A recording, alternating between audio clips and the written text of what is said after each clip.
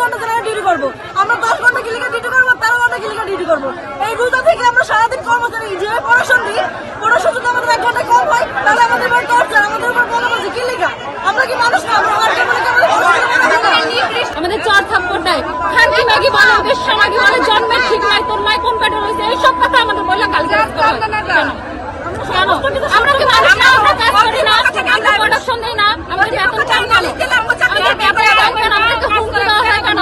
কেন হুমকি দেওয়া হয়?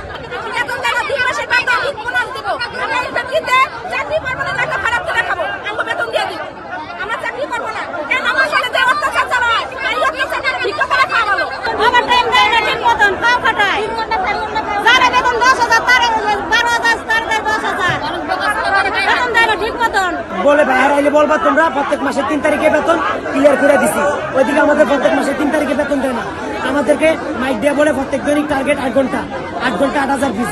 তারপরে আমাদেরকে 2 ঘন্টা করে কি বেশি করায়, ওই 2 ঘন্টা ওটি আমাদেরকে দেয় না। একজন হেল্পারের 8,000 9,000 টাকা বেতন আছে নাই, কোনো জায়গায় 1 ঘন্টা ওভারটাইম করার মতন সিস্টেম আছে নাই, খাওয়া ফাটানোর সিস্টেম আছে নাই, তাহলে আমাদের এইটার ভিতরে এসব হয় কেন? বেতন কম, ওভারটাইম নাই, খাটাইব কম, ঈদ বোনাস নাই, 2 মাস পর পর বেতন না, আমরা কেমনে চলি?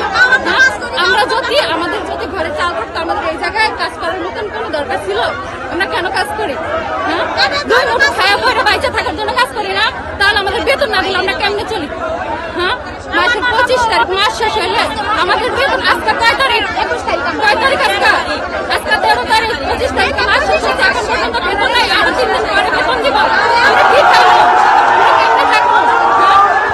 আমরা ভুল করলে সর্বোচ্চ ওনাদের অধিকার আছে চাকরি থেকে বের করা, আমাদের হাজিরা কাটা, আমাদের গায়ে হাত উঠানোর ওনাদের অধিকার নাই।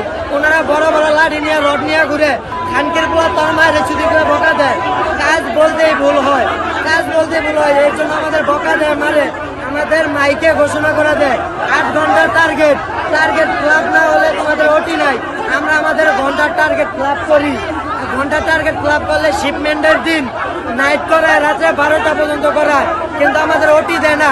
আমরা মাস শেষে ওটি হিসাব করলে আমরা 100-120 ঘন্টা ওটি করি, কিন্তু বেতনের সময় আমরা দেখি 60 ঘন্টা 70 ঘন্টা ওটি পাই না। আজকে মাসের 13 তারিখ 12 রোজা, অনেক শুক্রবার কালকে বন্ধ, আমরা মনে করছি বেতন দিবে, আমরা মনে করছি বেতন আজকে দিবে। আজকে একটা ছুটি পাইছি, আমরা মনে হয় আর ছুটি পাবো না। শুক্রবার আজকে কিছু কেনাকাটা করবো, সে পেলে আজকে টাকার জন্য অপেক্ষা ছিলাম, কিন্তু আজকে তারা ডাকে আমাদের বলছে টাকা দেওয়া হবে না। আমাদের শেষ কথা, বেতন নিব আজকে, তারপর আমরা বাসায় যাবো।